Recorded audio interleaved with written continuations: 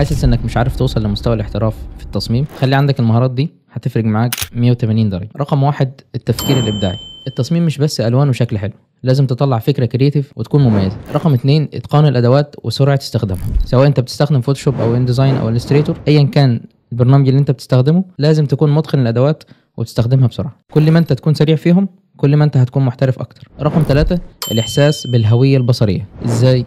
اتعلم ازاي تختار الالوان، الخطوط، العناصر اللي هتستخدمها في الهوية. كل ده لازم تتعلمه عشان توصل الهوية بتاعتك للعميل. رقم أربعة، لازم تتعلم مهارة التواصل مع العملاء وفهم دماغ العميل. التصميم مش بس شطارة، الشطارة في الحتة دي انك تفهم دماغ العميل هي عاوزة ايه وتحوله لفكرة إبداعية من عندك. رقم خمسة، إدارة الوقت. لما تعرف تنجز شغلك بسرعة او تطلع افكار حلوة وبسرعة، انت كده سعرك هيزيد والطلب عليك هيزيد. لو انت حابب تطور نفسك او عاوز تعرف اكتر، تابعني عشان تشوف اللي جاي. السلام عليكم.